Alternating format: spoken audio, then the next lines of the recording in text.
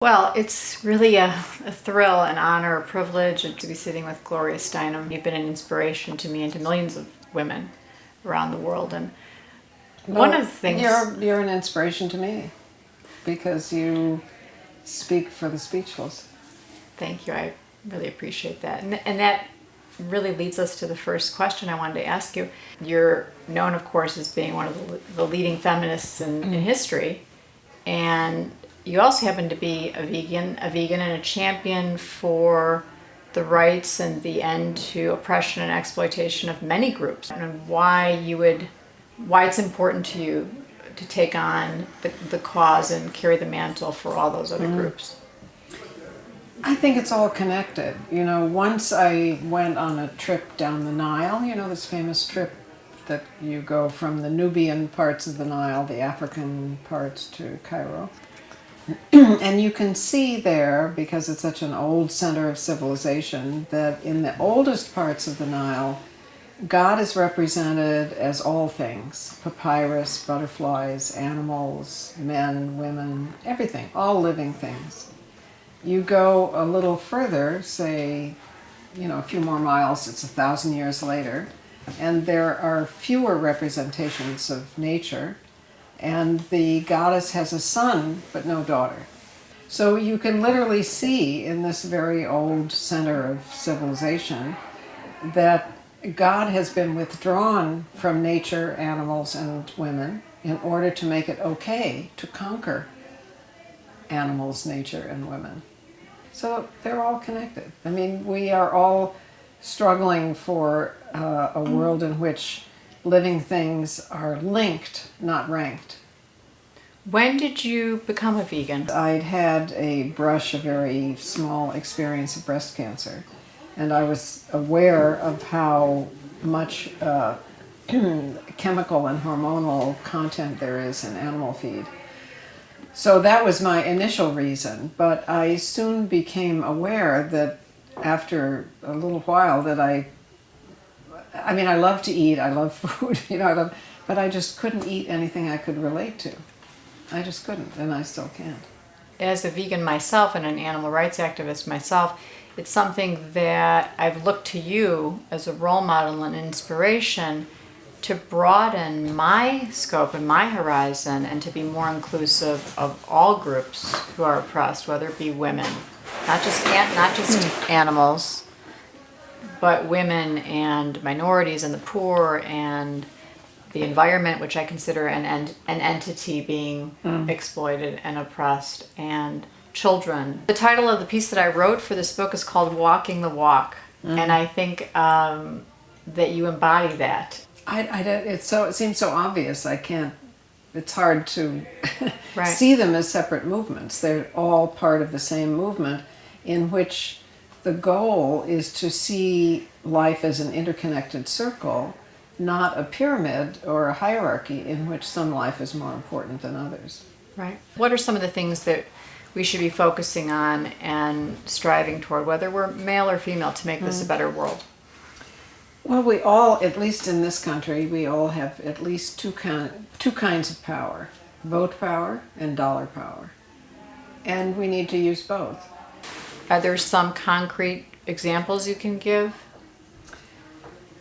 Well, you could buy pleather instead of leather. It's easy to avoid furs, for instance. And to make clear to the people who manufacture furs, who kill the animals, who sell or design those things, that you're not going to buy those things. Right.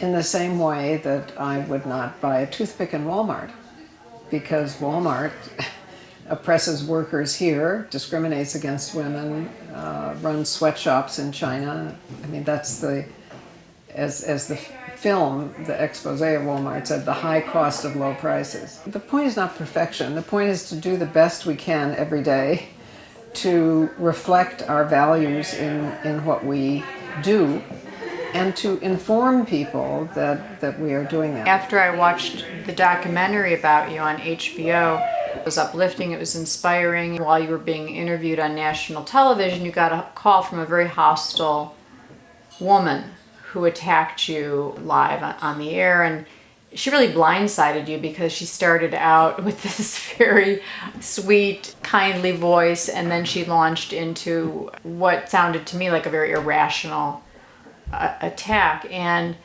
you could tell by the look on your face, and I'm sure everyone in the studio was shocked, because it was really that heinous and that awful. And then there are other moments in the film when you talk about how, some days it's hard. And personally, as an activist, I've had a lot of those days where I've just felt like staying down for the count. Mm-hmm. What would you say about your own experience in that regard, and to other activists out there who are fighting the good fight, whatever their cause might be, who feel like, things aren't changing fast enough, and they're never going to, and feel a sense of despair? Well, remember that we're communal creatures, and if we're by ourselves, we come to feel crazy and alone and wrong. So make sure that at least every week you have other people to talk to who share your values, who care about the same things. You may be very different, but at least you laugh at the same jokes. And I was lucky because I always had the community of people at Ms. Magazine who, however wildly different we were, at least shared the same hopes. And that, there's nothing more crucial than that. You cannot do it, in my experience, you can't do it by yourself. Right. Have there been times when you felt, in whether the women's movement or other areas, that things are not progressing? Yeah, no, I feel that often. I mean, it depends what day it is and what's happening, and certainly there's a big wave of reaction in this country right now. And it most resembles actually domestic violence, because the point is control. And as we know, the point at which a woman, it's usually, not always a woman, is about to escape is the point at which she's most likely to be murdered, right? Because she's escaping control. I look at this country and I see that there are more members of fascist, neo-fascist, and racist groups than ever before. There are more gun permits and illegal guns being bought. There's more division between rich and poor than in 100 years. There are more people in jail.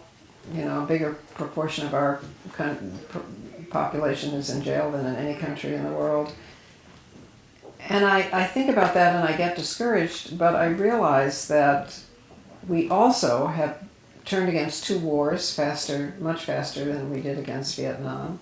In about 20 minutes, we're going to stop being a majority white country.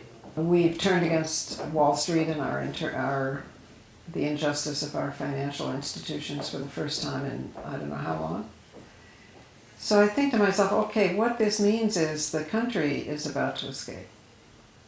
And the people who, through no fault of theirs, were born into the idea of control are in a panic. So 2 things are true. One is it's a time of maximum danger and we have to protect each other and be careful. And the other is we're not going to stop. We would never tell a woman to stay in a violent home. We would never allow an animal to stay in a violent home. And those 2 things go together, as we know. Right. So both things are true at once. It's a time of danger and we're about to be free. And what we do will decide which of those things comes true. Thank you so much. It's been wonderful.